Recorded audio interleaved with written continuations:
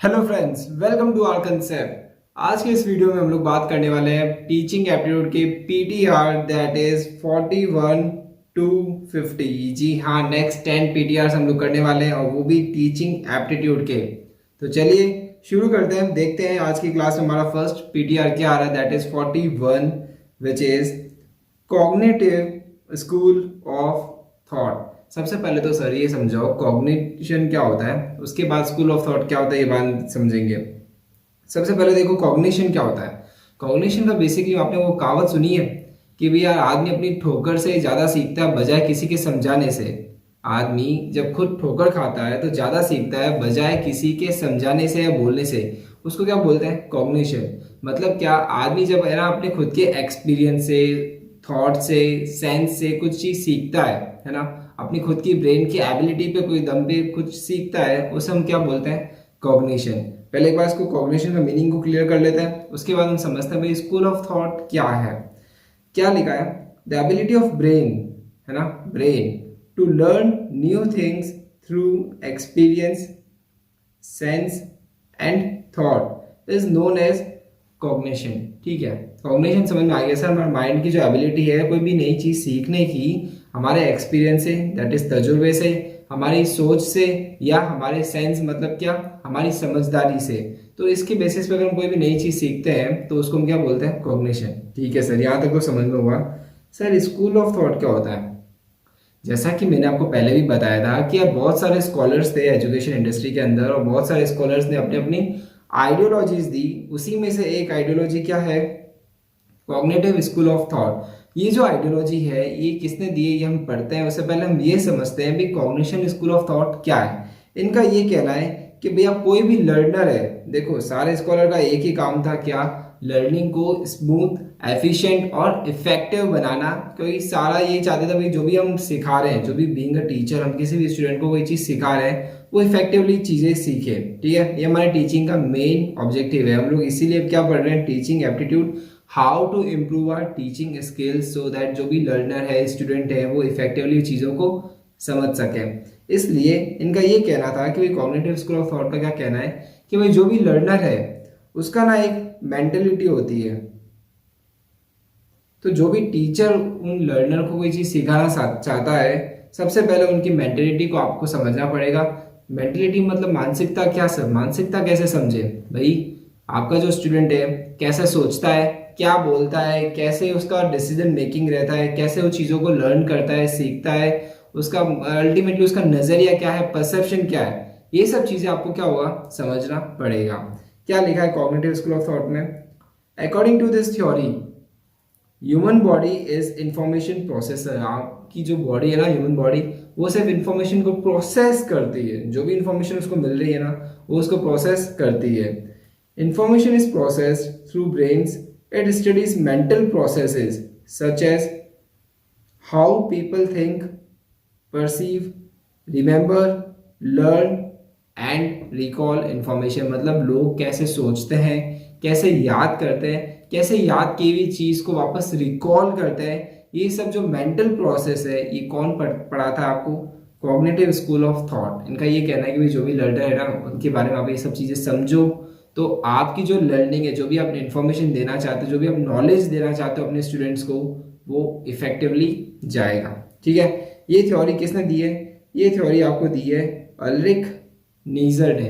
किसने दिया है ये थ्योरी? आपको दी है अल्रिक नीजर ने। ये क्या है थ्योरी? क्या आपको चाहती क्या है टीचर्स को? ये चाहती है, it aims at understanding the thought process of learner so that teachers can teach effectively. हमारा टीचिंग एप्टीट्यूड का सिर्फ एक ही मुद्दा है कि लर्निंग को स्मूथ और इफेक्टिवली बनाए सो दैट जो भी स्टूडेंट्स हैं वो अच्छे से चीज़ें सीख सकें। हमने पहले भी बहुत सारी थ्योरीज की थी, इसी के अंदर आपको याद रखना रहेगा कॉग्निटिव स्कूल ऑफ थॉट क्या बात करता है। ये बात करता है मेंटलिटी की, कि आदमी कैसा देखता है, कैसा सोचता है। आपको ये चीज़ समझनी होगी। उसके बाद जैसे आपको एक बार चीज़ समझ में आ गई ना कि यार ये जो बच्चा है इसकी मानसिकता क्या है, आप अपने टीचिंग मेथड्स को उसके अकॉर्डिंगली इवॉल्व कर सकते हैं। क्लियर? ओके, अब बढ़ते हैं नेक्स्ट पॉइंट की तरफ। नेक्स्ट पॉइंट आपका आ रहा है पॉइंट नंबर 42। क्या है ये भी आपके लिए थ्योरी है, कनेक्टिविज्म लर्निंग थ्योरी। ये ना थ्योरी बहुत इंटरेस्टिंग है। ऑल्दो अभी कोरोना टाइम के अंदर इस थ्योरी का काफ़ी इन्फ्लुएंस हुआ है। सबसे पहले हम वर्ड समझ लेते हैं कनेक्टिविज्म। सिंपल सा मीनिंग है कनेक्टिविज्म मतलब क्या, स्टूडेंट्स को आपस में कनेक्ट करना, स्टूडेंट्स को आपस में कनेक्ट करना, ठीक है। सिंपल सा मीनिंग है कनेक्टिविज्म का। अब कनेक्टिविज्म लर्निंग थ्योरी क्या बोलता है, ये बोलता है कि स्टूडेंट्स है ना आपस में मतलब एक दूसरे से बहुत जल्दी सीख सकते हैं। क्या बोल रहे हैं थ्योरी, तो भाई स्टूडेंट्स जो है वो आपस में एक दूसरे के साथ बहुत जल्दी सीख सकते हैं। सिंपल सा मीनिंग क्या कहना चाह रहा है कि भाई आप जो भी टीचर्स हो ना, स्टूडेंट्स को ग्रुप स्टडीज के लिए मोटिवेट करो, आपस में वो एक दूसरे से ज़्यादा अच्छे से सीख सकते हैं। क्या लिखा है, it focuses on the idea that students learn faster when they are connected with other students and share opinion, viewpoints and ideas। कभी कभी नहीं होता है यार, हमको हमारे टीचर का समझ में नहीं आता है, मगर हमको हमारा कोई बेस्ट फ्रेंड है या हमारा कोई क्लास में कोई भी टॉपर है, वो हमको कोई चीज़ समझाता है, हमको कोई चीज़ समझ में आ जाती है।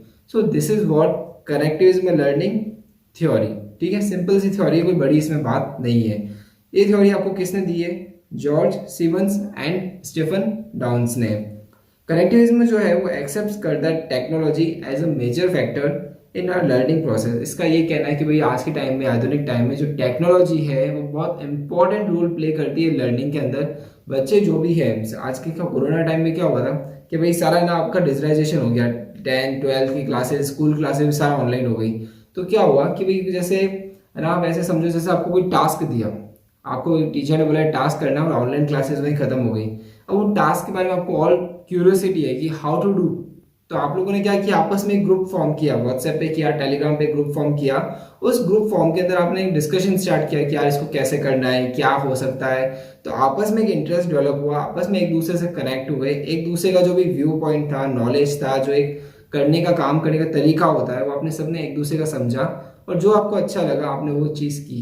ये क्या बोल रहा है, कनेक्टिविज्म लर्निंग थ्योरी। सिंपल। और दूसरा एग्जांपल समझो, जैसे क्लास अभी खत्म होती है, आपको कोई क्वेश्चन आ रहा है जो मैंने इस क्लास में कवर नहीं किया, तो आप क्या करोगे, कमेंट करोगे।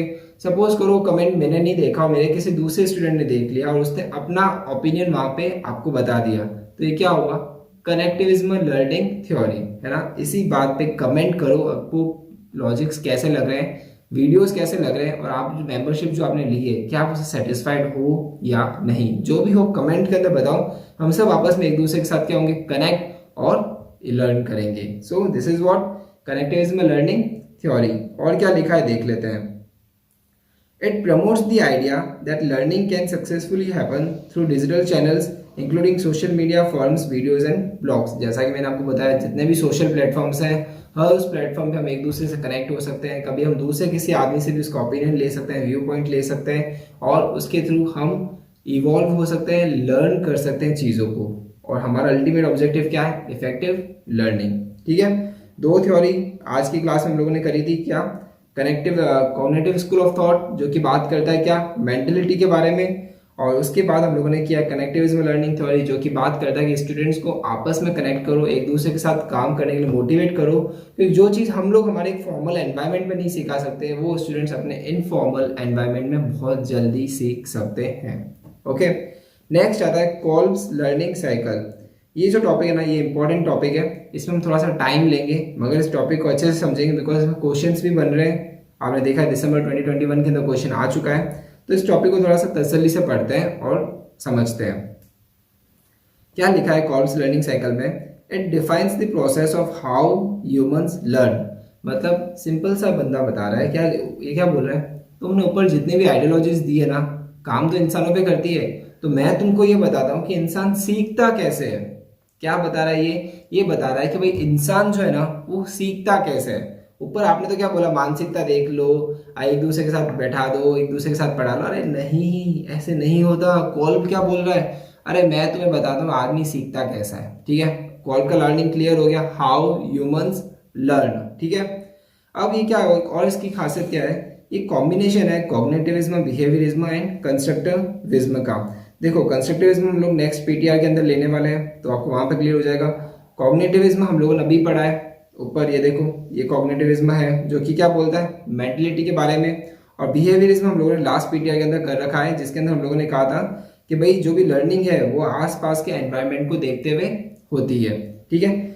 ओके, तो कॉल्ब का हमें क्या समझ में आया कि सर ये सिखाता है कि आदमी सीखता कैसे है। क्लियर। अब इसका ये कहना था कि आदमी जो है ना वो 4 स्टेजेस के अंदर सीखता है, 4 स्टेजेस के अंदर कोई भी जो लर्निंग का काम है उसको किया जाता है, जिसमें पहले आ रही है कॉन्क्रीट एक्सपीरियंस, फिर आता है आपके पास reflective observation, and then abstract conceptualization, active experimentation. ये चारों पॉइंट्स ना आपको समझाने के लिए मैं ना आपको एक क्लिप दिखाने वाला हूँ, थ्री इडियट्स की। इस क्लिप को देखो, सही से गौर से देखना, वैसे आपको याद आ जाएगा बिकॉज ये बहुत फेमस क्लिप है थ्री इडियट्स का। इस क्लिप को देखो और फिर ये चारों जो पॉइंट्स है ना मैं आपको उससे को रिलेट करके समझाता हूँ, जिससे आपको बहुत अच्छे से समझ में आ जाएगा। ओके, तो चलो ये क्लिप देखो और फिर हम लोग स्टार्ट करते हैं वापस हमारी पढ़ाई। तो चलिए, देखा आपने क्लिप, हुआ क्या इसके अंदर? सिंपल सा था सर, चतुर रामलिंगन को है ना कोई स्पीच देने के लिए कहा गया था और रेंचो ने शैतानी कर दी, उसने वर्ड्स बदल दिए तो चमत्कार का बलात्कार हो गया एंड वहीं पे उसका स्यापा हो गया। बट मैं आपको ये नहीं दिखाना चाहता हूँ, मैं आपको ये सिखाना चाहता हूँ कि भाई कॉल्ब लर्निंग जो प्रोसेस है वो चतुर ने कैसे फॉलो किया होगा। सबसे पहले कॉन्क्रीट एक्सपीरियंस। कॉन्क्रीट एक्सपीरियंस क्या होता है? ये बोलता है फ्रेश एक्सपीरियंस या कोई भी न्यू एक्सपीरियंस। जब चतुर फर्स्ट टाइम स्टेज पे गया होगा तो उसके लिए क्या था? एक नया एक्सपीरियंस था। उसने सोचा यार शिक्षा मंत्री आया हुआ है, अपने सामने ये प्रिंसिपल भी बैठा है कॉलेज का, कॉलेज की सारी फैकल्टीज और स्टूडेंट्स भी है, मैं शुद्ध हिंदी के अंदर अपना भाषण दूंगा, सबको खुश कर दूंगा। ये इसने क्या था? सोचा था, और उसको सोचा कि मुझे ऐसा एक्सपीरियंस मिलेगा। उसको क्या बोलते हैं? Concrete experience. नेक्स्ट स्टेज होती है रिफ्लेक्टिव ऑब्जर्वेशन। उसने सोचा था कि मैं अच्छी स्पीच दूंगा, जो वहाँ का डीन है जो कि बोमन ईरानी थे वहाँ पे, वो उनकी पीठ थपथपाएंगे। बट एक्चुअल में क्या हुआ? उसको टपली मिल गई। देख लो, एक्चुअल में क्या हुआ? उसको टपली मिल गई। अब बॉस, वो उसने सोचा यार मेरे को तो शाबाशी मिलेगी, पर मेरे को क्या मिल गई? टपली। मेरे को तो सिर पे मार दिया, अब मैं क्या करूं? हुआ क्या? मतलब मैं जो सोच के गया था वो हुआ ही नहीं। मतलब इसको आप क्या बोलोगे? सोचा क्या और मिला क्या, या आप इसको लिख सकते हो सोचा क्या है पाया क्या। ठीक है, ये शॉर्ट फॉर्म आपको एक बार आपके नोट्स के अंदर लिखना है, ये आपको बहुत काम आएगा फ्यूचर में याद रखने के लिए। अब हुआ क्या समझ में आ गया उसको कि सर शाबाशी मिलनी थी पर टपली मिल गई। अब वापस चतुर क्या हुआ? अपने हॉस्टल में गया। उसने सोचा कि हुआ क्या यार, मैंने तो सब चीज़ सही बोली थी, मैंने स्पीच पूरी याद करी, हिंदी के अंदर बोला, संस्कृत के अंदर अपना भी सब बता दिया मैंने क्या करना है। हुआ क्या? फिर उसके क्लासमेट ने उसको बताया, रूममेट ने बताया कि भाई तूने तो चमत्कार का बलात्कार कर दिया। वो क्या स्यापा, तूने एक वर्ड क्या बदला, पूरी कहानी ही बदल गई। अब उसको रियलाइज हुआ कि मैंने क्या कर दिया, और इम्पोर्टेंटली ये सब क्यों हुआ, जो भी मुझे एक्सपीरियंस हुआ है वो क्यों हुआ। इस चीज को हम क्या बोलते हैं? Abstract conceptualisation. क्या लिखा है इसके अंदर? Eight this stage learner attempts to understand the experience and make comparison to the current understanding of the concept। मतलब क्या कि भाई जो उसको एक्सपीरियंस हुआ है और जो एक्सपीरियंस होना चाहिए था वो क्यों हुआ है, उन दोनों के बीच में जो डिफरेंस है वो कहाँ से पता चलता है? एब्स्ट्रैक्ट कंसेप्चुअलाइजेशन के अंदर। अब नेक्स्ट स्टेज, सपोज करो वापस उसको मौका मिलता क्या स्पीच देने का, तो क्या वो वापस सेम गलती करता? नहीं, अब वो बलात्कार नहीं करता, वो चमत्कार करता है ना। अब वो अपनी स्पीच को मॉडिफाई कर लेता, या वो खुद अपने हिसाब से हिंदी के जो वर्ड्स है उसको गूगल करके उसका मीनिंग समझ लेता, मगर अब जो पहले वाली गलती है वो बिल्कुल भी नहीं करता। इस चीज को हम क्या बोलते हैं? Active experimentation. ठीक है, ये थी 4 स्टेज, ये 4 स्टेज दी है कॉल्ब ने। कॉल्ब का ये कहना था कि आदमी जो है वो इन 4 स्टेजेस के थ्रू कोई भी नई चीज को सीखता है। अब वापस हम पढ़ेंगे लैंग्वेज, और जो हम लोगों ने एग्जाम्पल कोट किया था चतुर रामलिंगन का, वो एग्जाम्पल को साथ में कोरिलेट करो और चारों एग्जाम्पल आपको बहुत स्मूथली समझ में आ जाएंगे और किसी प्रकार का कोई भी कंफ्यूजन नहीं होगा। सबसे पहले कॉन्क्रीट एक्सपीरियंस क्या बोलता है language? It can either be completely new experience or a reimagined experience that already happened. He believed that the key to of learning is involvement। इसका ये कहना है कि भैया तो कम्प्लीटली नया एक्सपीरियंस होगा, या मेरे को पास एक्सपीरियंस का मॉडिफिकेशन करके एक नया एक्सपीरियंस बनेगा, और अल्टीमेटली जो लर्निंग है ना वो सारा खेल है इन्वॉल्वमेंट का, कि भाई आपको कोई ना कोई टास्क में, कोई ना कोई एक्टिविटी में इन्वॉल्व होना पड़ेगा। तो चतुर रामलिंगन ने क्या कहा? मैं स्पीच दूंगा, हिंदी में दूंगा और सबके सामने दूंगा। क्लियर? इसको क्या बोलेंगे? Concrete experience. नेक्स्ट आता है रिफ्लेक्टिव ऑब्जर्वेशन। ठीक है, क्या लिखा है? After engaging in the concrete experience आपने डिसाइड कर लिया भाई मैं ये काम करूंगा, the learner observes his behaviour to identify any discrepancies between the understanding and the experience itself. Understanding मतलब उसने क्या सोचा था, और एक्सपीरियंस मतलब उसको क्या मिला। उसने सोचा था शाबाशी मिलेगी, मिली क्या, टपली मिली उसको, मतलब क्या, ये क्या काम किया तूने, है ना। तो वो चीज क्या कहलाती है, रिफ्लेक्टिव ऑब्जर्वेशन। ओके, नेक्स्ट देखो एब्स्ट्रैक्ट कंसेप्चुअलाइजेशन। क्या लिखा लैंग्वेज, वापस एक बार देख लेते हैं। लैंग्वेज क्या लिखा, at this stage the learner attempts to understand the experience and make comparisons to their current understanding of the concept. ये कहता है कि यार जो एक्सपीरियंस मुझे मिला है और जो मेरी समझ थी, उन दोनों के बीच में डिफरेंस क्या आया था। क्या ये अटेम्प्ट करता है ये समझने के लिए कि ये जो एक्सपीरियंस मुझे मिला है वो क्यों मिला, भाई मुझे टपली जो मिली है वो क्यों मिली। चतुर ने ये पूछा तो उसके क्लासमेट ने बोला कि भाई तूने वर्ड्स का फेरबदल कर दिया, इस वजह से तेरे को क्या मिली, टपली मिली, शाबाशी नहीं मिली। सो इसको क्या बोलेंगे, एब्स्ट्रैक्ट कंसेप्चुअलाइजेशन। अब बात आती है एक्टिव एक्सपेरिमेंटेशन की। सिंपल सा है, नेक्स्ट टाइम जब भी वो करेगा तो उस चीज को रिपीट नहीं करेगा, जो भी उसकी गलती है उसको रिपीट नहीं करेगा। क्या लिखा है, at this stage learner returns to participating in a task, मतलब वापस उस टास्क में जाता है और पार्टिसिपेट करता है, and this time with the goal of applying his conclusion to have new experience. अब पिछली बार जो उसने गलतियां करी थी ना, जो भी डिस्क्रिपेंसीज आई थी उसके सोचने में और उसके मिलने में, जो सोचा क्या पाया क्या में जो डिफरेंस आया था, उस डिफरेंस को दूर करने के लिए वो वापस उस टास्क में जाता है और डिफरेंसेस को दूर करता है और वापस एक नया एक्सपीरियंस को गेन करता है। इस चीज को हम क्या बोलते हैं, एक्टिव एक्सपेरिमेंटेशन। क्लियर, तो आपको ये चारों टॉपिक एक बार के लिए क्लियर हुआ है, कंक्रीट, रिफ्लेक्टिव, एब्स्ट्रैक्ट, एक्टिव। इन चारों पे क्या होगा, आपका डिस्टिंग्विश बिटवीन भी बन सकता है, मैच द फॉलोइंग भी बन सकता है, या डायरेक्ट क्वेश्चन आ सकता है। डायरेक्ट क्वेश्चन किस तरीके से आएगा, सपोज करो आपको एक केस स्टडी बना के देते हैं कि भाई एक स्टूडेंट है, उसने कोई ना कोई एक्सपीरियंस किया और घर आके ये चीज सोच रहा है कि भाई ऐसा क्यों हुआ। जैसे ही वर्ड आया ना ये क्यों हुआ, तो आपका बन जाएगा एब्स्ट्रैक्ट कंसेप्चुअलाइजेशन। मतलब क्या, वो ये अटेम्प्ट कर रहा है कि समझना चाहता है कि भाई जो डिफरेंस आ रहा है, जो मेरे को एक्सपीरियंस मिलना चाहिए था और जो एक्सपीरियंस मिला है, इन दोनों में जो डिफरेंस आ रहा है और वो क्यों आया, तो उसको क्या बोलोगे, एब्स्ट्रैक्ट। मगर वो क्यों की बात नहीं कर रहा है, वो सिर्फ ये कह रहा है कि मुझे एक्सपीरियंस दूसरा मिला है, मैंने ये सोचा था और मुझे मिला। क्वेश्चन क्यों वर्ड यूज नहीं कर रहा है, तो क्या कहलाएगा, रिफ्लेक्टिव। इतना माइन्यूट सा डिफरेंस है इन दोनों के अंदर। समझो मेरी बात को, वापस एक बार समझो। सपोज अगर आपने एग्जाम दिया, आपने सोचा था मेरे मार्क्स कितना आएंगे 80, ठीक है, आपके एक्चुअल में मार्क्स कितना आए 60। यहां तक की कहानी जो है ना क्या कहलाएगी आपके लिए, यहां तक की जो कहानी है वो कहलाएगी reflective observation.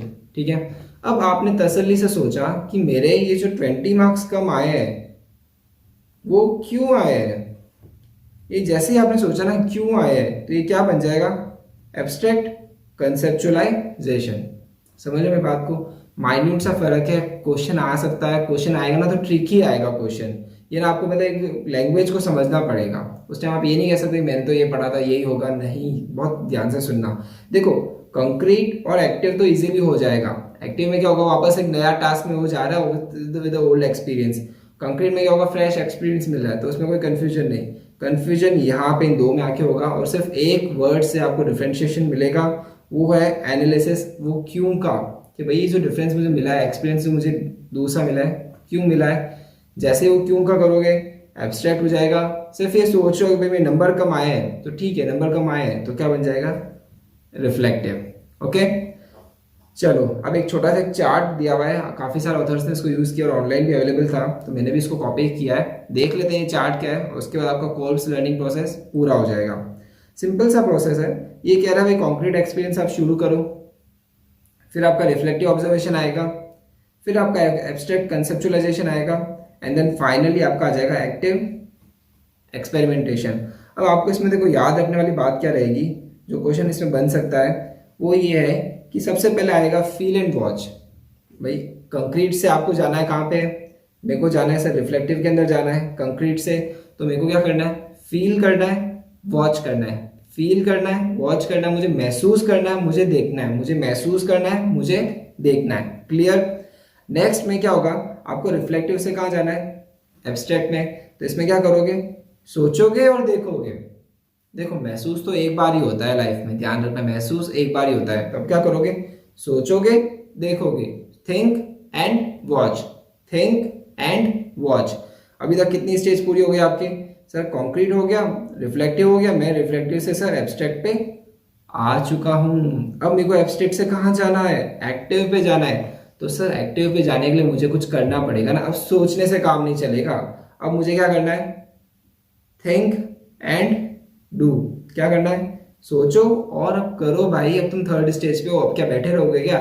Think and do. And final stage, feel and do. वापस महसूस करो कि भाई मैंने क्या गलत किया है, क्या सही किया है, और उसे वापस करो। ठीक है, देखो इंपॉर्टेंट है, एग्जाम में आ सकता है, मैच द फॉलोइंग में आएगा, और 100% चांस है कि हम लोग या कोई ना कोई गलती कर देंगे इसके अंदर। इसलिए आप भी थोड़ा सा अपने लेवल पे टाइम दो, वीडियो को पॉज करो, एक बार थोड़ा सा रिवाइंड कर लो।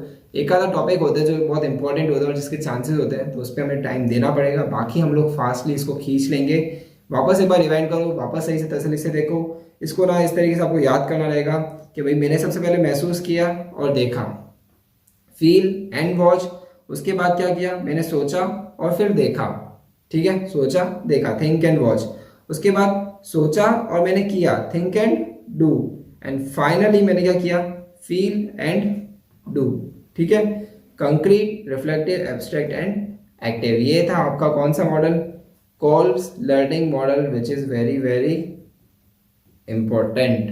ठीक है, चलिए सर कॉल का समझ में आ गया। अल्टीमेटली कुछ नहीं है सर, 4 स्टेजेस के अंदर डिवाइड करना है। कॉन्क्रीट एक्सपीरियंस आएगा, उसके बाद reflective, abstract and finally the active experimentation. चतुर रामलिंगन का एग्जांपल मुझे याद हो गया सर। अब मैं उसको देख के समझ सकता हूँ कि कोई भी आदमी कोई भी चीज सीखता कैसे है। सर एक छोटा सा सवाल ना हमारे दिमाग में आ रहा है, सर हम ये पढ़ क्यों रहे हैं? सिंपल सा क्वेश्चन है सर, पढ़ क्यों रहे हैं?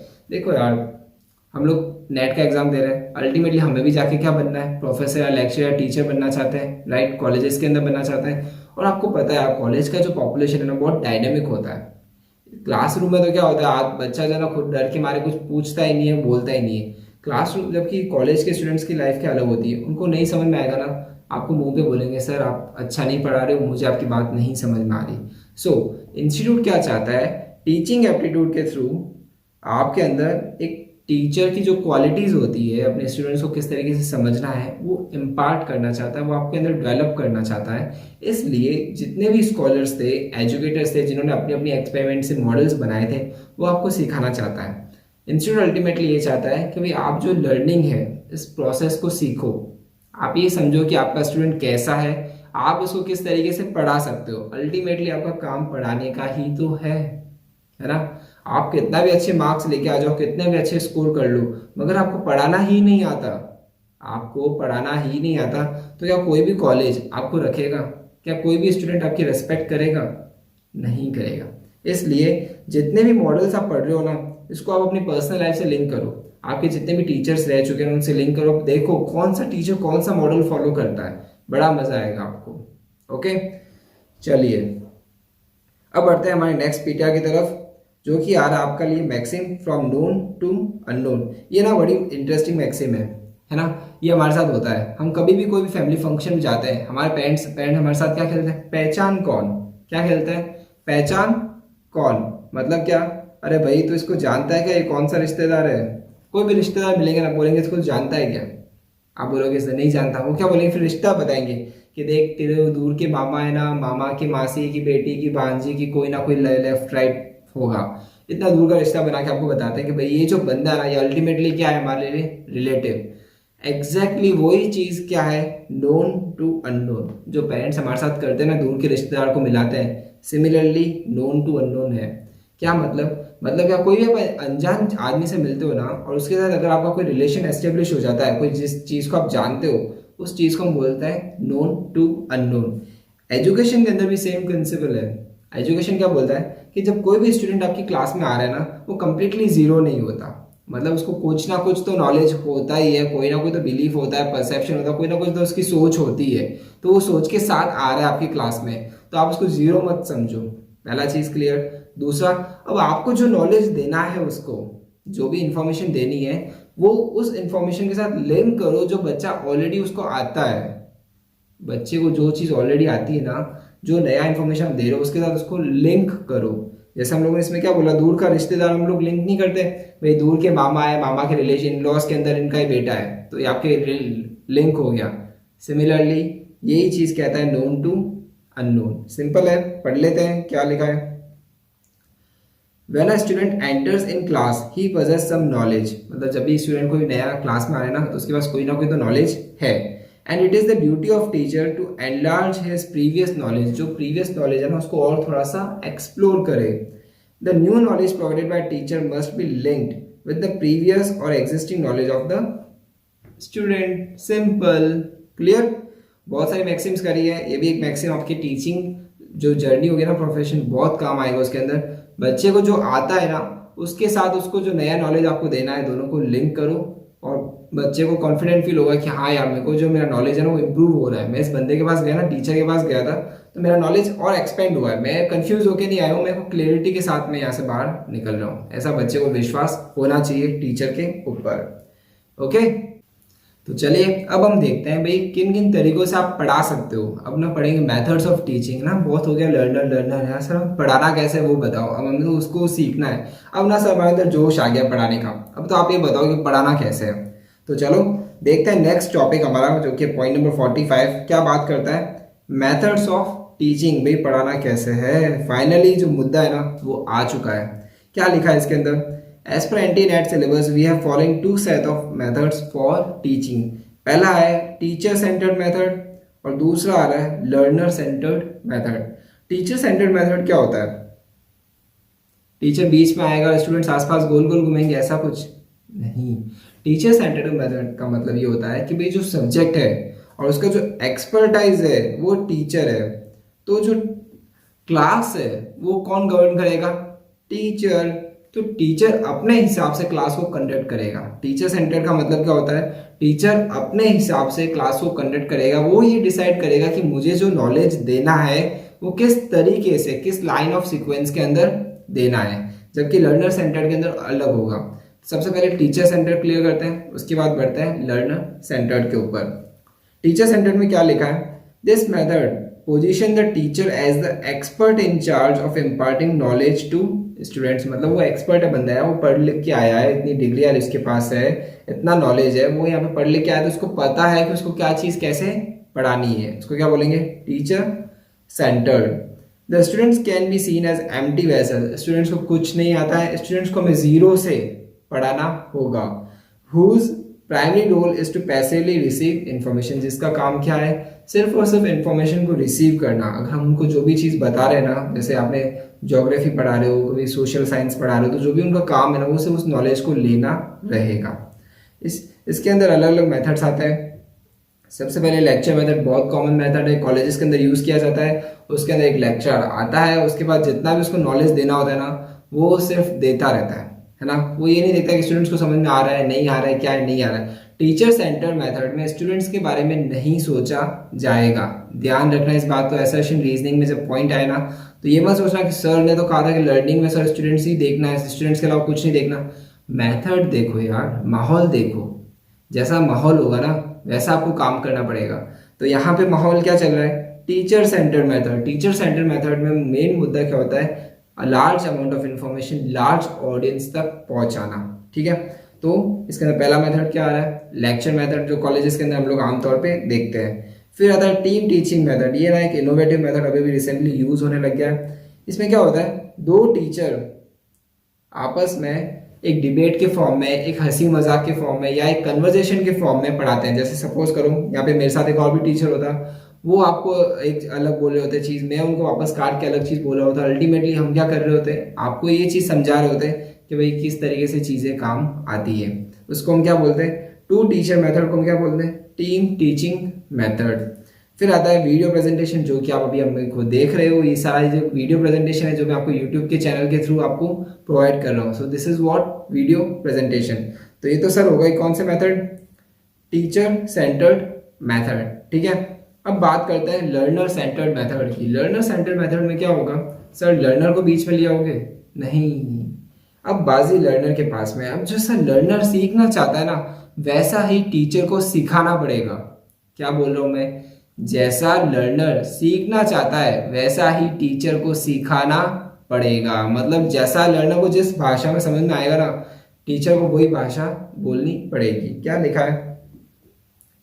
In this method, the focus of activity shifts from teacher to the learner. Teacher is required to plan his lesson according to the learner's requirement. Okay? बड़ा इंटरेस्टिंग है। इसके अंदर कुछ मेथड्स हैं जिसको आपको याद रखना रहेगा, बिकॉज मैच द फॉलोइंग में आ सकता है, या आपको भी पूछा जा सकता है कि भाई लर्नर सेंटर मेथड कौन कौन से हैं, है ना, या डायरेक्टली इन मेथड में से कौन सा मेथड क्या है पूछा जा सकता है। ठीक है, तो आप बहुत कॉशियसली इसको वॉच करना और कोशिश करना याद करने की। सबसे पहला मेथड आ रहा है असाइनमेंट। देखो नाम से क्लियर हो रहा है, घर में जो भी आप होमवर्क दे रहे हो या आपने कोई टास्क दे दिया, जैसे कोई स्टूडेंट है उसको कोई प्रॉब्लम आ रही है, आपने उसको पर्टिकुलर प्रॉब्लम समझ ली, आपने उस प्रॉब्लम से रिलेटेड ही उसको टास्क दे दिया। जैसे आपने बहुत बार देखा होगा ना, जैसे स्टूडेंट पढ़ता नहीं है, टीचर क्या बोलता है, तुम ना कल का टेस्ट पेपर बना के लाओगे। क्या बोलता है टीचर कि तुम कल का टेस्ट पेपर बना के लाओगे। अब उसमें क्या होगा कि उसको 10 क्वेश्चन बनाने हैं टेस्ट में, तो पूरे चैप्टर वो सही से पढ़ेगा, उसको पता होगा कि मुझे 10 क्वेश्चन बनाने, तो ऐसे क्वेश्चन बनाऊं कि यार वो जो कोई आंसर नहीं कर सके। So this is what learner centred. Teacher को पता है कि भाई यार ये एक ही बच्चा है जो ऐसे सही से पढ़ नहीं रहा है, इसी को टेस्ट पेपर बनाने को दे दो। तो assignment is the form of any activity which can be given by teacher to specific student. ठीक है, नेक्स्ट आता है प्रोग्राम्ड इंस्ट्रक्शन। ये मस्त है। प्रोग्राम इंस्ट्रक्शन में क्या होता है, आपने कभी गेम्स खेले या आपने कभी वो है ना डिक्शनरी वाले गेम्स खेले जिसमें आपको क्रॉसवर्ड या लेटर्स या वर्ड्स सिखाते हैं। बेसिकली इसमें क्या होता है, लेवल्स होता है। आप जैसे जैसे पास करते रहते हो लेवल्स आपके टफ रहते हैं, और जैसे अगर आप फेल होने स्टार्ट करते हो वापस आपका लेवल क्या होता है, ईजी हो जाता है। सिमिलरली इसमें क्या दे रखा है, it is based on logical sequence of self learning steps. खुद ब खुद सीखने की जो शिक्षा होती है ना, उसको बोलते हैं programme instruction with feedback between each step, है ना। हर स्टेप के बाद में आपको क्या मिलता है, एक फीडबैक मिलता है और आपको ये बताया जाता है कि भाई आपने प्रीवियस स्टेप में कैसा परफॉर्म किया। एग्जाम्पल अगर गेम नहीं समझ में आया कोई बात नहीं, ये वाला एग्जाम्पल आपको बहुत अच्छे से समझ में आएगा। टाइपिंग, टाइपिंग पता है, ये हम जो कीबोर्ड पे टाइपिंग करते हैं, ये टाइपिंग सीखने के लिए जनरली क्या होता है, हम लोग ऑफलाइन ई मित्र में या ई सेंटर कंप्यूटर सेंटर्स में जाते हैं, वहाँ सीखने को मिलता है। ऐप भी आती है, अभी आप है ना प्ले स्टोर पे जाओ, ऐप का नाम सर्च करो कि भाई मुझे टाइपिंग सीखना है, लर्न टाइपिंग। अब उस टाइपिंग की ऐप को आप खोलोगे, क्या करेगा वो, सबसे पहले आपको बीच की जो लाइन होती है, 3 लाइन होती है, 3 लाइन में से बीच की लाइन में सिखाएगा। जैसे ही आप उसमें एक्सेल करोगे, यहाँ पे आपकी स्पीड बढ़ गई, आपको अप एंड डाउन लेवल में सिखाएगा। तो क्या हुआ है, अल्टीमेटली वो आपको सिखाने के लिए प्रोग्राम्ड इंस्ट्रक्शन, उसको ऑलरेडी प्रोग्राम किया गया है कि भाई जब तक लर्नर सीखता नहीं है आप आगे मत बढ़ो। लॉजिकल सीक्वेंस, पहले क्या होगा, बीच की लाइन सीखोगे, फिर अप एंड डाउन की लाइन सीखोगे, और उसके बाद inverted commas, space bar, enter, ये सब आपको चीजें सिखाएगा। कौन, सॉफ्टवेयर खुद ब खुद, according to the needs of learner. इसको क्या बोलोगे, programmed instruction, that is PI, है ना। मस्त एग्जाम्पल है, इसको आप प्रैक्टिकली आप ट्राई करो, मजा आ जाएगा। और स्पेशली अगर आपके पास कीबोर्ड हो ना, लैपटॉप या कीबोर्ड, उस पर ट्राई करना और अच्छे से आपको चीज समझ में आएगी मैं कहना क्या चाह रहा हूँ। ओके, लैंग्वेज देखो क्या लिखा है, it is based on logical sequence of self learning steps with feedback between each step. Feedback मतलब कि आपने कैसा परफॉर्म किया है, आपको ऑन द स्पॉट ही बता दिया जाता है जैसे आप एक स्टेप क्लियर करते हो। ठीक है, नेक्स्ट आता है पर्सनलाइज सिस्टम ऑफ इंस्ट्रक्शन। आपने कभी सुना है जिम के अंदर पर्सनल ट्रेनर मिल रहा है ना, मिलता है ना, पर्सनल कोच मिल रहा है। सिमिलरली PSI क्या होता है, पर्सनलाइज सिस्टम ऑफ लर्निंग में क्या होता है कि भाई जैसा स्टूडेंट सीखना चाहता है उसको वैसा ही सिखाते हैं। सपोज करो आपकी टाइपिंग अच्छी है यार, आप अच्छे से लिख रहे हो, स्मूथली काम कर रहे हो, आपका एक जगह हाथ जाके अटक रहा है, जो इन्वर्टेड कॉमास और ये आते हैं ना एक्सक्लेमेटरी साइंस, इस पे जाके आप अटक जाते हो और आपको बार बार कीबोर्ड देखना पड़ रहा है। आपने सॉफ्टवेयर को बोला कि भाई मुझे ना बाकी सब आता है, तुम ऐसे क्वालिटी वालिटी ना लाइंस में टाइम पास मत कर, मेरे को ये बता इन्वर्टेड कॉमर्स को कैसे यूज करूं बिना देखे। आपने उसको इंस्ट्रक्शन दे दिया। अब सॉफ्टवेयर आपको सिर्फ वही चीज में एक्सेल करेगा, आपको एक्सपर्टाइज क्रिएट करेगा। इसको हम क्या बोलेंगे, प्रोग्राम इंस्ट्रक्शन ऑफ लर्निंग। ठीक है, समझ में आई बात। जो लर्नर को सीखना है उसको वही चीज सिखाएंगे। क्लियर, क्या लिखा है, this system helps learner take control and manage their own learning. मतलब या खुद ब खुद खुद की पढ़ाई को गवर्न करो, प्लानिंग करो कि मुझे क्या सीखना है आज के दिन और वो सीखो, है ना। Student set there own learning goals, manage there learning and communicate with others in the process of learning. Clear. सबसे पहले क्या किया था, असाइनमेंट, उसके बाद प्रोग्राम इंस्ट्रक्शन, मतलब क्या धीरे धीरे हर एक स्टेप के बाद में फीडबैक आता है और आपको बताता है कि आपने कैसा काम किया है। उसके बाद आया पर्सनलाइज सिस्टम ऑफ इंस्ट्रक्शन। इसके अंदर क्या होगा, जो चीज़ आपको सीखनी है उसको वही चीज़ सिखाई जाएगी। पर्सनल ट्रेनर, जिम ट्रेनर आपको याद करना होगा, और क्रिकेट के अंदर जैसे पर्सनल कोच मिलते हैं, लाइकवाइज। क्लियर। फिर आता है कंप्यूटर असिस्टेड लर्निंग। आपको पता है आज के आधुनिक टाइम में computer are the most genius persons नहीं कह सकते, आर्टिफिशियल पर्सन्स ले लो। अब क्या होता है, कंप्यूटर ना बहुत जल्दी समझ लेता है कि यार ये आदमी कैसा है। ऐसा मैं नहीं कह रहा हूँ, ऐसा ये कह रहा है। इनका ये कहना है कि भाई जो हर लर्नर अलग अलग होता है, हर लर्नर का बिहेवियर अलग अलग होता है। कोई चीज़ जल्दी समझ लेता है, कोई चीज़ बहुत देरी से समझता है। तो लर्नर अलग अलग है, मगर कंप्यूटर जब उसको सिखाएगा तो सीख जाएगा। क्या कहना चाह रहा है ये कहना चाह रहा है कि भाई कंप्यूटर जो है ना वो लर्नर को पढ़ेगा, समझेगा और लर्नर को सिखाएगा। इसको क्या कहते हैं, कंप्यूटर असिस्टेड लर्निंग। क्या लिखा है, in this method information is pass from computer to learner. Computer से इंफॉर्मेशन पास हो रही लर्नर के पास। A computer has the ability to process information very quickly and accurately and to adopt and respond to the learner's need, difficulties and process, है ना। आपने बहुत बार देखा होगा यार, आप कभी कोई गलत कमांड देते हो, एक्सेल आप काम करते हो एक्सेल पे, आपने कोई गलत कमांड दिया, है ना, और वो कमांड का कोई फंक्शन ही नहीं है कंप्यूटर के अंदर रिस्टोर। कंप्यूटर क्या बोलता है, ये गलत कमांड है, ये कमांड हमारे सिस्टम के अंदर फीड नहीं किया गया है। आपने एटीएम के अंदर देखा होगा, आप गलत पिन डालते हो तो वो क्या बोलता है, दिस इज इनकरेक्ट पिन। आपने कहीं पे लॉगिन किया, पासवर्ड गलत डाला तो क्या बोलता है, दिस पासवर्ड इज इनकरेक्ट, है ना। तो कंप्यूटर क्या ही चीज देख लेता है। आप 3-4 बार पासवर्ड गलत डालते हो, कंप्यूटर को समझ में आ जाता है इसको पासवर्ड याद नहीं है। वो क्या बोलता है, भाई आप अपना फॉरगेट पासवर्ड कर लो और नया पासवर्ड रीसेट कर लो। This is what computer assisted learning. ये एक एग्जाम्पल है। एजुकेशन में क्या होगा, जैसे आपको कोई भी चीज़ सीखनी है, आप कंप्यूटर के साथ बैठ गए, आप डिस्कशन करो, उसे इंग्लिश में वार्ता कर लो और उसको बोल रहे हो कि भाई मेरे इंग्लिश में ग्रामर कहाँ कहाँ वीक है।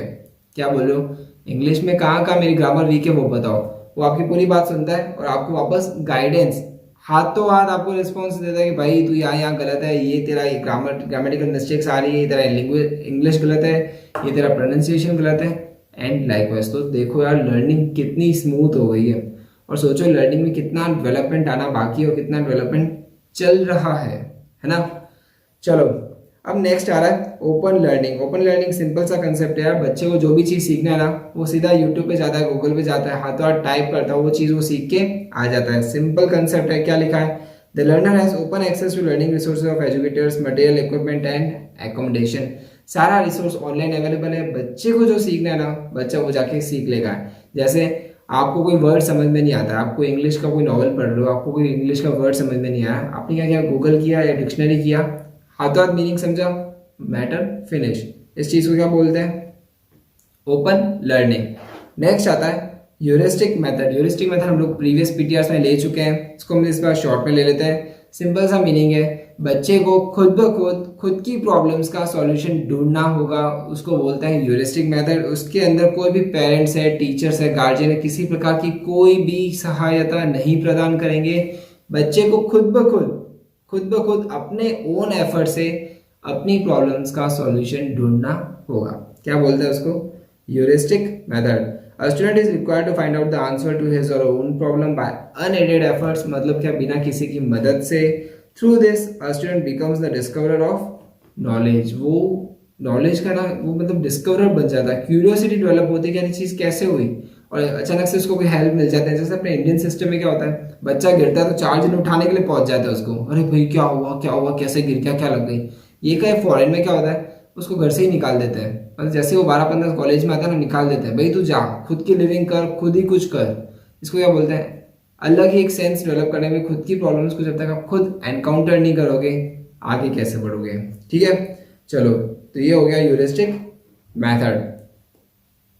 अब बढ़ते हैं हमारा नेक्स्ट पीटीआर दैट इज 46, जो कि बात करता है 4 पिलर्स ऑफ लर्निंग और बहुत इंटरेस्टिंग है। क्या लिखा है भाई, 4 पिलर्स ऑफ लर्निंग मतलब क्या, लर्निंग के 4 स्तंभ। ये ना यूनेस्को ने दिया है और यूनेस्को ने क्या बोला है कि भाई लर्निंग हम क्यों करते हैं। जैसे आपको मन में आ रहा होगा ना कि सर हम क्यों सीख रहे हैं, ये सब क्यों पढ़ रहे हैं, क्या करना है, क्या होगा इससे। इस सब के जवाब ना अभी मिलने वाले हैं। ध्यान रखो, सिर्फ इन चार जवाब से आपके सारे सॉल्यूशन मिल जाएंगे। पहला है लर्निंग टू नो। क्या लिखा हुआ है पहला पॉइंट? भाई मुझे जानना है, मुझे अवेयर होना है, मेरी खुद की अवेयरनेस के लिए मुझे सीखना है। इमेजिन करो जब कंप्यूटर्स आए थे और जो यंग जनरेशन थी वो ये बोलते थे कि सर हमें कंप्यूटर नहीं सीखना, या जब टच स्क्रीन के फ़ोन आए थे हमें टच स्क्रीन के फ़ोन नहीं सीखना, हमें तो वही नोकिया का कीपैड में स्टेक वाला गेम ही खेलना है। तो क्या होता? क्या वो आज कॉम्पिटेंट बन पाते? नहीं। इसको क्या बोलते हैं? Learning to know. उसके बाद लर्निंग टू डू, कुछ करने के लिए कुछ सीखना तो पड़ेगा। अरे भाई मुझे गाड़ी चलानी है तो गाड़ी सीखनी भी तो पड़ेगी पहले, तो लर्निंग टू डू। फिर आता है learning to live together. Best example दे रहा हूँ, ध्यान से सुनना। आपकी इच्छा हो गई कि सर इंडिया में कुछ नहीं रखा है, मैं चाइना जाऊँगा, चाइना में बिजनेस करूँगा, चाइनीज़ फूड खाऊंगा और चाइना की लड़की से शादी करके चाइना में ही रहूँगा। ठीक है, ये आपकी सोच है और आपने कहा मैं यही करूँगा। आप डिटर्मिनिस्टिक हो यार, चले गए चाइना, सब काम कर लिया। मगर आपने क्या बोला कि सर वो सब तो ठीक है सर, मैं तो चाइनीज़ नहीं सीखूंगा मैं। इल्ले क्या बोलोगे आप? इल्ले चाइनीज़ नहीं सीखूंगा असल में। अरे भाई आप जहाँ पे रह रहे हो वहाँ की भाषा ही नहीं सीखोगे तो क्या से काम चलेगा? How you will live? आप एक दूसरे के साथ कैसे रहोगे? This is what learning to live together. एक दूसरे के साथ रहने के लिए वहाँ का जो एनवायरनमेंट है, वहाँ का जो नॉलेज है, वहाँ का जो लैंग्वेज है, लिंग्विस्टिक है, वो आपको सीखना ही पड़ेगा। ठीक है। लास्ट आता है लर्निंग टू बी। अरे भाई मुझे भी तो कुछ बनना है लाइफ में, मैं भी तो कुछ बनना चाहता हूँ। क्रिकेटर है, स्पोर्ट्समैन है, मैं आर्टिशियन है, चाहे मैथमेटिशियंस है, चाहे एजुकेशन इंडस्ट्री में कुछ हो, या कोई डिग्री हो, आईआईटी हो, इंजीनियरिंग हो, लॉ हो, या कुछ भी, मुझे भी तो कुछ बनना है। मेरी भी तो एक आइडेंटिटी, एक सेल्फ एस्टीम है। उसको क्या बोलते हैं? Learning to B. यूनेस्को ने ये बोला कि भाई जो भी है ना सीखना चाहते हैं वो ये चार ऑब्जेक्टिव लर्निंग के बहुत ज़रूरी है सीखने के लिए। अगर आप अपने माइंड में चीज़ क्लियर कर लो ना, मैं कोई भी चीज़ क्यों सीख रहा हूँ, जैसे लर्निंग टू नो है, learning to do, learning to live together and then learning to be, तो आपकी जो लर्निंग की जो जर्नी है ना वो बहुत आसान बन जाएगी। इसको क्या बोला गया है? 4 पिलर्स ऑफ लर्निंग। ये देखो दिया तो किसने था आपको? जैक्वेस डेलर्स ने। एक रिपोर्ट बनाई थी, किसने? जैक्स डेलर्स ने। और ये रिपोर्ट सबमिट की थी यूनेस्को को, और यूनेस्को ने learning the treasure with in नाम का एक रिपोर्ट निकाली। उस रिपोर्ट के अंदर ये चारों लर्निंग इसने कहाँ पे दे दी? Learning the treasure within. Question क्या बन सकता है? ये 4 लर्निंग आपको दे देंगे, पूछ लेंगे कि भाई इन 4 लर्निंग में से कौन सी लर्निंग यूनेस्को ने नहीं दी है। इसमें क्या होगा? जैसे लर्निंग टू बिकम, अब आपको एक दे दिया लर्निंग टू बिकम। अब आपको ये पूछ लेंगे भाई इनमें से कौन सी लर्निंग जो है वो यूनेस्को की नहीं है या 4 पिलर्स ऑफ लर्निंग में से नहीं है। तो आपको ये समझना पड़ेगा लर्निंग टू बिकम कुछ नहीं था, सिर्फ ये 4 चीज़ें याद करनी पड़ेगी। Learning to know that is K, फिर learning to do that is D, learning to live that is L, and then learning to be KDLB आपको याद रखना होगा। ओके। उसके बाद आपको देखो एक चार्ट दे रखा है पिलर्स ऑफ एजुकेशन का, learning to know, learning to do, learning to live together and learning to be. आपको KDLB याद रखना पड़ेगा। KDLB पे क्वेश्चन आ सकता है, घुमा फिरा के देगा और आपको उस टाइम लगेगा कि सारे ऑप्शन सही है, तो गलती से भी ध्यान रखना, एक बार के लिए तसल्ली से देख लेना KDLB है या नहीं। ओके चलो 4 पिलर्स ऑफ लर्निंग आपका हो गया। नेक्स्ट टॉपिक आ रहा है आपके लिए डिलिंक्वेंसी। डिलिंक्वेंसी बहुत सिंपल है भाई, क्या होता है ना, बच्चे भी भगवान का रूप है मगर गलतियां तो उनसे भी होती है, बच्चों से भी गलतियां होती है। कभी कभी वो गलतियां क्रिमिनल एक्ट या इलीगल बिहेवियर में कन्वर्ट हो जाती है। एंड जब वो इलीगल बिहेवियर या कोई क्रिमिनल एक्ट होता है उस टर्म को हम बोलते हैं डिलिंक्वेंसी। इंडिया के अंदर जो उसकी एज है, बच्चे जो ऐसे डिलिंक्वेंसी की जो एक्ट करते हैं उसकी एज दे रखी है 7 ईयर्स एंड 15 ईयर्स। मतलब क्या, 7 से 15 साल का अगर कोई भी बच्चा है वो इलीगल एक्ट कर रहा है या कोई भी क्रिमिनल बिहेवियर कर रहा है उसको क्या बोलते हैं? डिलिंक्वेंसी। क्रिमिनल बिहेवियर कैसे? जैसे वो चोरी कर रहा है, किसी को छेड़ रहा है, या ना कोई किसी भी तरीके से क्रिमिनल या इलीगल बिहेवियर कर रहा है ना, उसको हम क्या बोलते हैं? डिलिंक्वेंसी। ये टर्म जो है ना ये आपको याद होना चाहिए। क्या होगा एग्जाम आपको 7 और 15 तो क्लियर हो जाएगा, क्रिमिनल बिहेवियर भी क्लियर होगा। इंस्टीट्यूट इस तरीके से क्वेश्चन बनाएगा कि आपको डिलिंक्वेंसी वर्ड ही आपने फर्स्ट टाइम सुना है और अगर आपने जब वर्ड ही फर्स्ट टाइम सुना है तो यार आपको ना समझ ही नहीं आएगा कि डिलिंक्वेंसी है क्या, और आपको क्वेश्चन छोड़ क्या होगा। इसलिए मैंने उसको पीटीआर में कवर किया है। डिलिंक्वेंसी का सिंपल सा meaning, criminal behaviour conducted by a student of age more than 7 years and less than 15 years। आप में से जिसने भी फर्स्ट टाइम में वर्ड सुना है ना डिलिंक्वेंसी, कमेंट सेक्शन में मुझे बताओ, ताकि मुझे पता चले यार कि हमें और क्या क्या हमें इंप्रूवमेंट की जरूरत है या नहीं। ठीक है, कमेंट सेक्शन में बताओ डिलिंक्वेंसी किस किसने फर्स्ट टाइम सुना है। ओके, नेक्स्ट आता है 48 सिलेबस। सिलेबस क्या है सर? एंटी नेट का सिलेबस एग्जैक्टली अरे बहुत सिंपल है, देखो कंफ्यूजन होने की जरूरत नहीं है। सिलेबस और करिकुलम इन दोनों को साथ साथ समझना जरूरी है। सिलेबस क्या होता है, मतलब जो भी आपका सब्जेक्ट एंटी नेट आप ले रहे हो तो आपका सिलेबस क्या हो गया, पेपर 1 एंड पेपर 2, पेपर 2 के अंदर वापस 10 सब्जेक्ट। वो जो डिटेल लिस्ट आपको दे रखी है ना 10 सब्जेक्ट्स की और एंटी पेपर 1 की जो डिटेल लिस्ट दे रखी है, this is called as syllabus. Sir ये हमें पता है ना, इट्स ओके, हमें पता है सिलेबस, हम लोग एंटी नेट ही पढ़ रहे हैं और हमें पता है सिलेबस। ठीक है यार रुको, अब बात करते हैं करिकुलम की। करिकुलम क्या होता है? Curriculum is a broader aspect, मतलब सिलेबस तो उसके अंदर कवर होगा ही होगा, आसपास में जो इंस्टीट्यूट की या जो भी एजुकेशन इंस्टीट्यूट है जो कोई आसपास की एक्टिविटीज आपको करवाते हैं, जैसे स्विमिंग हो गया, एजुकेशनल टूर हो गए, कोई भी आपको है ना कोई भी मतलब कोई भी नॉलेज आपको एडिशनल दे रहे हैं आउटसाइड द सिलेबस, या कोई भी हॉर्स राइडिंग या कुछ भी ऐसे एक्टिविटी या कल्चरल एक्टिविटीज आपको सिखा रहे हैं, that will form part of curriculum. देखो आप है ना बच्चों की जो स्कूल की बुक्स आती है आजकल, उसको सही से देखना, जिसका भी किसी का एडमिशन ले रहे हो तो क्या करते हैं, सिलेबस अलग से लिखते हैं और करिकुलम अलग से लिखते हैं। करिकुलम में वो क्या लिखते हैं कि भाई उनको क्या क्या एक्टिविटी एडिशनल हम सिखाएंगे, जैसे कंप्यूटर टीचिंग हो गया, हॉर्स राइडिंग हो गया, स्विमिंग हो गई, कराटे क्लासेस हो गई, डांस क्लास हो गई, जूडो हो गई, ये सब उसके अंदर बड़ा लंबा चौड़ा बड़ा चढ़ा के लिखते हैं। वो सिलेबस नहीं है, वो करिकुलम है, मतलब क्या है, एड ऑन एक्टिविटी है जो इंस्टीट्यूट अपनी तरफ से बच्चों को सिखाएगा। ओके, इसको क्या बोलते हैं, करिकुलम।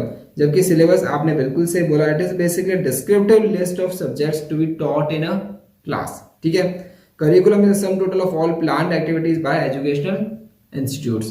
क्लियर। एक नेक्स्ट और लास्ट पॉइंट है इफेक्टिवनेस ऑफ टीचिंग। ये ना बड़ा इंपॉर्टेंट है, ये बहुत बार क्वेश्चन आया, अलग अलग तरीकों से आया है। सिंपल सा क्वेश्चन क्या पूछ रहा है, ये पूछ रहा है कि भाई आपने जो भी टीचिंग दी है, आपने जो भी शिक्षा दी है बच्चों को, हाउ, मतलब उसको कब हम समझेंगे कि वो इफेक्टिव है, when it is to be considered as effective, मतलब आपने जो दिया है ना ज्ञान, बच्चों ने उसको पूरा ले लिया है, ये हम कब समझेंगे, ये सवाल है। ठीक है, इसका सिंपल सा आंसर है कि sir it is to be जज by the learning outcomes of a student. Marks से नहीं देखेंगे, मार्कशीट से नहीं देखेंगे बच्चा पास हो रहा है फेल हो रहा है, उससे नहीं देखेंगे हम, सिर्फ लर्निंग आउटकम्स, एक डिप्लोमेटिक आंसर जो है भाई बच्चे ने क्या आउटकम सीखा, उसके बिहेवियर में क्या चेंज हो रहा है, उसको देखेंगे, तभी हम समझेंगे कि हमारी जो टीचिंग है वो इफेक्टिव है या नहीं। क्लियर। तो ध्यान रखना इस क्वेश्चन का, ये क्वेश्चन बहुत बार घुमा फिरा के आपको पूछा जाता है, भाई इफेक्टिवनेस ऑफ टीचिंग क्या है। आपको ध्यान रखना रहेगा sir, learning outcomes of a student are to be considered for the consideration of effectiveness of teaching. Okay, तो चलिए फटाफट माइंड मैपिंग ले लेते हैं, बहुत सिंपल सा काम है। पहले हम लोगों ने जो जो नहीं लिए थे फटाफट कोशिश करते हैं इस बार उनको लेने की। ओके, तो सबसे पहले आपके पास क्या आ रहा है, CBCS choice based credit system, स्वयं प्रभा, आपके पास 34 डीटीएच चैनल्स आ जाता है, टीसा that is teaching is a science as well as an art, 14 November national children day. Okay, ड्रुपाल क्या आपके लिए कोडिंग लैंग्वेज है। ओके, उसके बाद हम लोग कोशिश करते हैं क्लास के लेने की, दीक्षारम, फेयरवेल पार्टी सुना था, उसी तरीके से क्या होती है, फ्रेशर पार्टी। देखो मैं हर पीटीआर के अंदर ना प्रीवियस के भी दे रहा हूँ, तो जब भी आप नए पीटीआर कर रहे हो तो प्रीवियस पीटीआर के भी पॉइंट आप यहाँ पे लिखो। मैंने जो स्पेस खाली छोड़ा है ना आप लोगों के लिखने के लिए छोड़ा है, उसको ना वेस्ट मत करो। ठीक है, मैं सिर्फ कुछ पीटीआर यहाँ पे ले रहा हूँ, बाकी आपको सारे के सारे पीटीआर को लेना है माइंड मैपिंग के अंदर, तभी वो क्या बनेगी, इफेक्टिव। एनेक्डोटल नोट्स क्या होता है, ब्रीफ नोट्स जो कि टीचर बनाता है ड्यूरिंग हिज ऑब्जर्वेशन क्लास के अंदर। याद रखना बाहुबली का मैंने क्लिप दिखाया था इसके अंदर। उसके बाद क्या होता है, techno pedagogic, sir principles of technology plus principles of teaching को हम जब कंबाइन करते हैं उसको बोलते हैं टेक्नो पेडागोगिक। क्लास पीटीआर की बात है। प्लेटो, प्लूटो नहीं है, प्लेटो। प्लेटो क्या बोलता है, हर आदमी खास है, जिस आदमी में जो भगवान ने जो कला दी है, जो गिफ्ट दिया है, जिस आदमी जिस चीज के लिए बना है, टीचर का काम है उसको उस चीज़ के लिए शिक्षित करे। मैंने आपको वीडियो क्लिप भी चलाया था। ओके, उसके बाद क्या आ जाता है आपके लिए, अब कर लेते हैं बिहेवियर स्कूल ऑफ थॉट। ये क्या होता है, एनवायरनमेंट के साथ इंटरेक्शन। लास्ट पीटीआर की क्लास में देखा था। सीन टू अनसीन, देखा अनदेखा, ठीक है। चलो आज के देखते हैं पहले। 4 पिलर्स ऑफ लर्निंग यूनेस्को ने दिया था, क्या कहा था, KDLB, है ना। याद रखो, ये इतना निमोनिक जो है वो यहाँ पे लिख लो।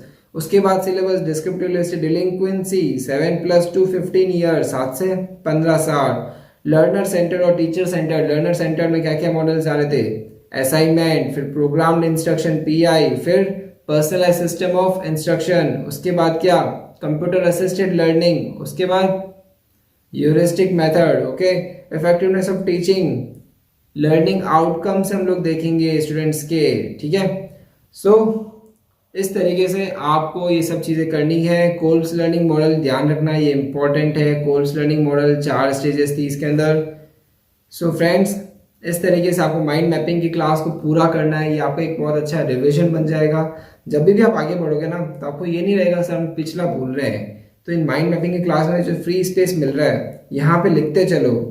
हर माइंड मैपिंग में मैंने प्रीवियस पीटीआर जितने भी थे ना, उन सबका माइंड मैपिंग ऐड किया है। इसी वजह से किया है, जब भी आप आगे बढ़ो तो पिछला पीटीआर भी आप याद करते रहो। आप सपोज करो जैसे आप ये अमूल भूल गए, लेवल्स ऑफ टीचिंग अमूल भूल गए, तो आप क्या करोगे यार, सिंपल से एक बार अमूल देखोगे, आपको याद आ जाएगा।